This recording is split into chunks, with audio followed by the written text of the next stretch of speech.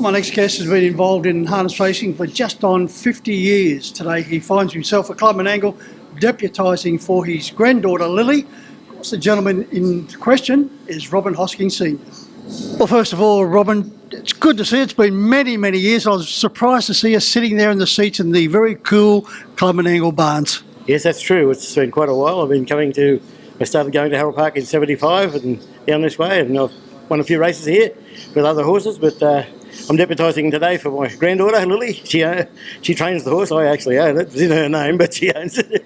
And anyhow, it's a nice horse, and we decided we'll give him a few runs down here on the big track and see if he is up to what we think he might be one day. And yeah, he's going good.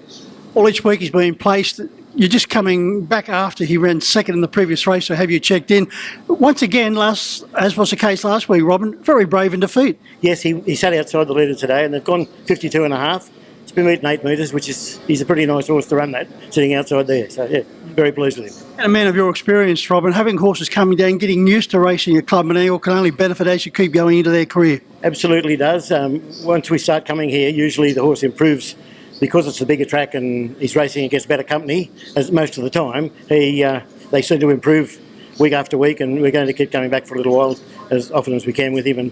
And Grace is wrapped in him. She thinks he went very good today, and yeah, she said she'd even train him for him herself. It's like well, she's not going to get her hands on the horse like that, but as far as Lily's concerned, Robin, she's been involved as a trainer for the last 5 or 6 years. She's doing a wonderful job. Done a great job. She works full time and comes and helps when she can in any spare time she's got. My wife Chris jogs the horse on the back of the car, and we do the others. We've got friends Pam and Ian James that come and helps to do stables and things, and they do a great job. And between us all, we get through it. And yeah, they've had some nice horses too, and we've just got a horse of theirs. He's had over 200 starts and he's won 119,000 or something. So he's a nice horse, Casual River. So they've had some nice horses with us, and hopefully one day we'll find another good one, like Lively Exit.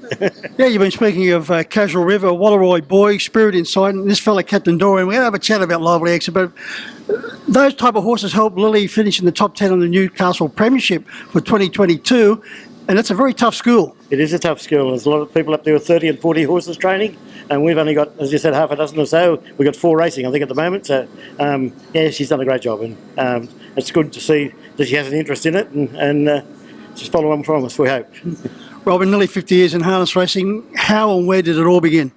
It all began, well, a long, long time ago. I was 12-year-old. My grandfather passed away, and he had 2 paces. He left one to my father. He gave them to me. He made a gig up out of push bike wheels and things. I used to drive around the roads when I was a young kid, and anyhow, I always decided that one day, if I ever got the position and that I could buy a horse, and I did in 75. I went 70 before that. In 73, I went to Bathurst Sales. They used to have the sale at the racecourse those days, and I bought a filly, Light Gypsy. She was $700 filly. I think I bought the best one at the sales. 160 yearlings sold that day.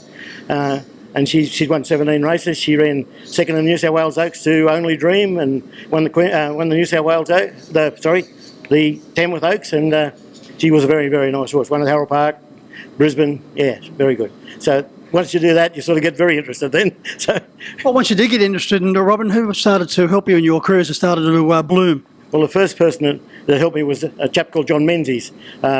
He was at Armidale. I was a meat inspector living at Gyra then, married just not long, and 2 little children. And John helped me with the mare and got a pacing for me, because all she wanted to do at the first place was trot. And anyhow, he was a great help. And then I moved down to the Hunter, and a fellow called Les Wilson helped me a lot. Les helped me get my licence at the shows and all sorts of things. And yeah, and you know, as I started to go to Harold Park with the mare and that sort of thing, the people were absolutely enormous. They used to come and talk to me, and I was only a young chap then compared to them. They were open class winners and things, and yeah, Kevin Newman, Laurie Moles, all of them just took me under their wing and gave me every bit of advice and help that they could give me. You know, yeah. But Robin, there was one particular man that did take you under his wing to give you a lot of advice, none other than the great PJ Hall. Perce Hall used to come and grab me and sit me down and say, tell me when the race was, before the race, come on, this is what I would be doing today, son, if I had that horse. She goes good and blah, blah, blah. And give me all the advice, very, very helpful. And to get me, I was only a kid from the bush, you know. Yeah, it was great.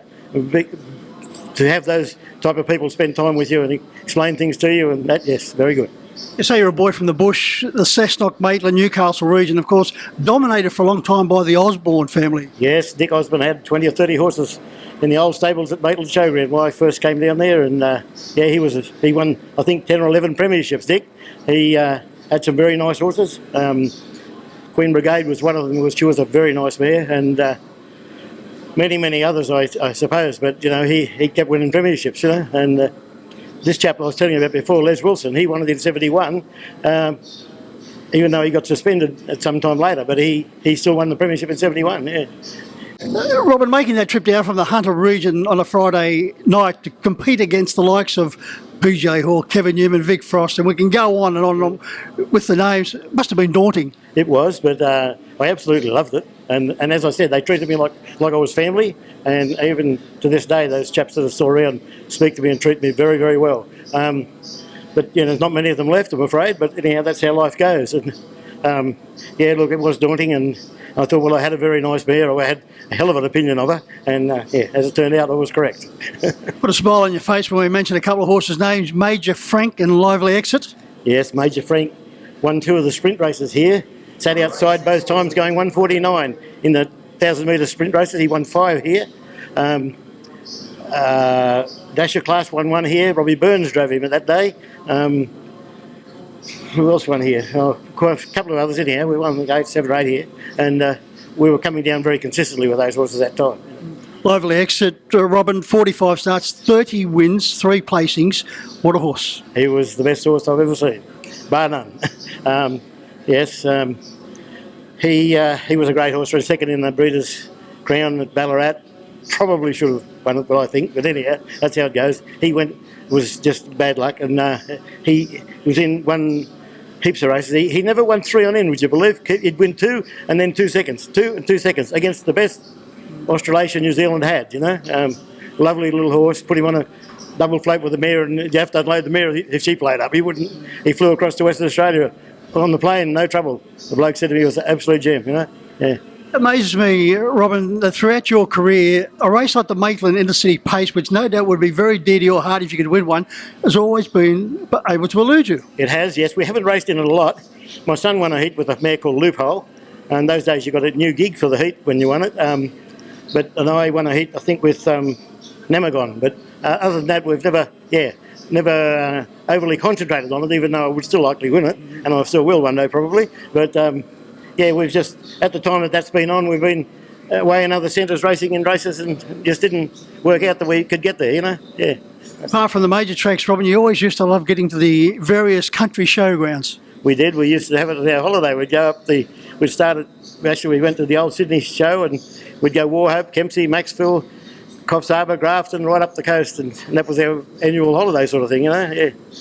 Well, Rob, it's great to see you once again. As I mentioned, it's been a long time in between drinks. Good luck with Captain Dorian and the rest of the team, and good luck with your partnership with Lily. Hopefully a dream might come true of a Maitland Intercity Pace. Maybe it will. We'll try very hard in here. Okay, thank you very much for the interview, and it's been great meeting you again. Thank you.